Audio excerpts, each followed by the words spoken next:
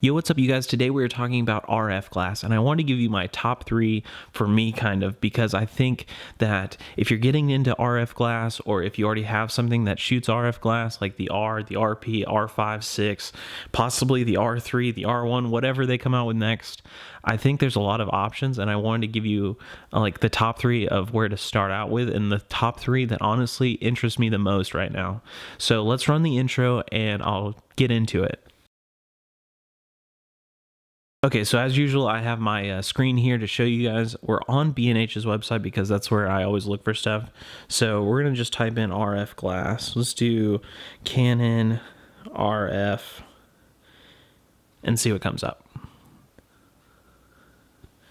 Okay, so these are the lists that B&H has. You might find them cheaper or you might find them more expensive depending on where you go. I like to look at B&H first because it kind of gives me like a flat line of what generally the price is going to be. And I want to show off the first one right off the bat. And it's funny that they have it in their list too.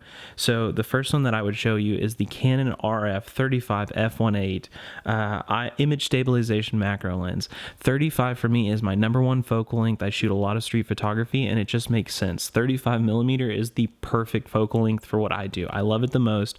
I started with the 50 back in the day and then moved into 35 when I got one of those, and I love it so much. So for me, 35, no matter what it's in, is probably going to be my number one. But beyond that, it's an f1.8 for $500. So it's not the L version or anything like that. I don't even know if they've put out a 35 RFL lens yet, but if they have, it's probably an astronomical price. So I would get this. This has to be my number one. Let's look at number two, though. I think you'll be surprised. So if we're going through the list, it's actually right here. And it's the Canon 50mm Pancake f1.8 STM. So honestly, it's a 50mm, which is the like most natural focal length, people say, and I believe that to be the truth. I'm not like a science person, so I don't really know about that. But again, for $200, you get the perfect focal length for your photos. $200, and it's that RF glass, so it's been redeveloped, so it's going to look really nice. So can you really, like, you can't shake a stick, if that's the old saying, at something that costs that kind of money for what you're actually getting. I think it's an incredible lens, and this has to be my number two. Now, number three, I actually had to search a little bit further for, because it wasn't in that list. They had the L version, but I want to show you the just the regular f2 version first. So this is my third pick. So you can see between the top two here, we have the 85 f2 and the 85 1.2, and you can see the difference is 5 times as much. So again, I'm gonna pick the RF 85 f2 because for my top three picks, it's about price and cost. So if I'm gonna try 3 lenses, I mean, I can't afford to pay $3,000 for a single lens. Now, if you only shot 85, probably worth it. But for me, I'd rather have multiple focal lengths and multiple primes.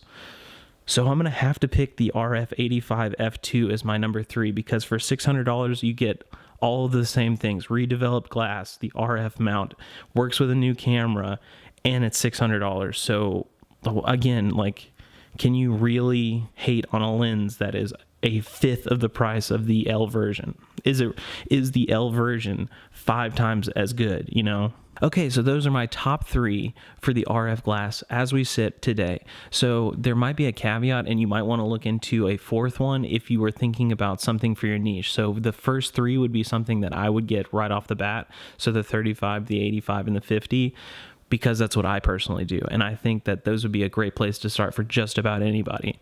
But beyond that, if you were looking for a fourth one, maybe look into something like the 100 millimeter or something else, something that fits your niche. So if you shoot sports or wildlife or landscapes, or you shoot streets like I do, get your first 3 primes and then look for a fourth later on, something that can build into specifically your niche, something that's a little bit different than what other people shoot is kind of what I would do.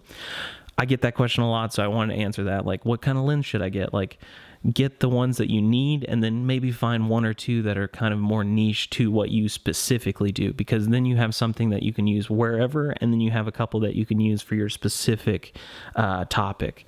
But beyond that, I just want to say thanks so much for watching this. If you want to, now is the time. Hit that little plus button, or that's not a plus button. This isn't TikTok. Hit the thumbs up button. Let me know that you liked it. Also, subscribe if you want to. I appreciate it all. It helps out the channel so much. And I'm going to hit you with and I will see you in the next one. Peace out.